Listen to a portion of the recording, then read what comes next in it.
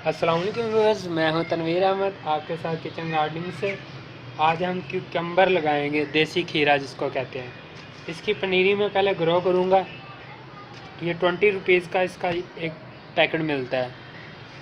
तो बेसिकली इस देसी खीरे की या दूसरे खीरे की पनीरी नहीं होती, इसको डायरेक्ट हम ग्रो करते हैं। लेकिन मैं पनीरी इसलिए ग्रो करता हूँ कि मेरे पास स्पेस नहीं थी, इसलिए मैं इसकी पहले पनीरी ग्रो करूँगा। फिर जब ये प्लांट तैयार हो जाएंगे फिर इनको मैं तब तक क्यारी अवेलेबल कर लूँगा, फिर उसमें लगाऊँगा क्यारी में।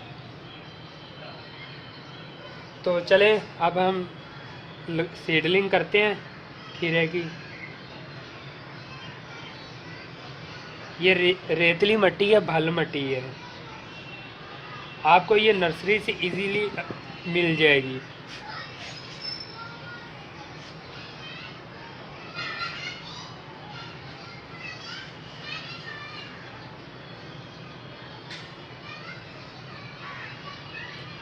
फासले में आप इसको रख के ग्रो कर दें।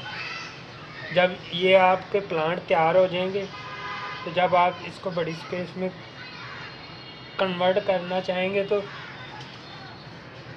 मिट्टी समेत इसकी रूट्स ना ट्रांसफ़र कर सकते हैं। इसलिए इसके लिए आप प्लास्टिक की बाल्टी भी इस्तेमाल कर लें, कंटेनर मिल जाए आपको, पॉट्स मिल जाएं,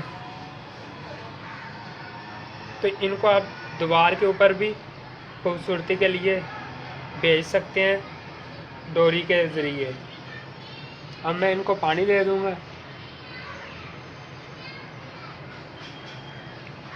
अगर मेरे व्यूवर्स ने कोई और सवाल पूछना हो तो मुझे मैसेज करें, मैं उसका रिप्लाई करूँगा मैसेज का।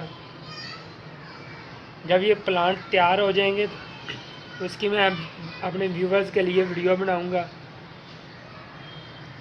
कि देसी खीरे के ये प्लांट किस तरह के दिखते हैं, और तब मैं इनको बड़ी क्यारी में इनकी प्लांटिंग करूँगा। तब तक के लिए ओके, अल्लाह हाफिज़, बाय बाय।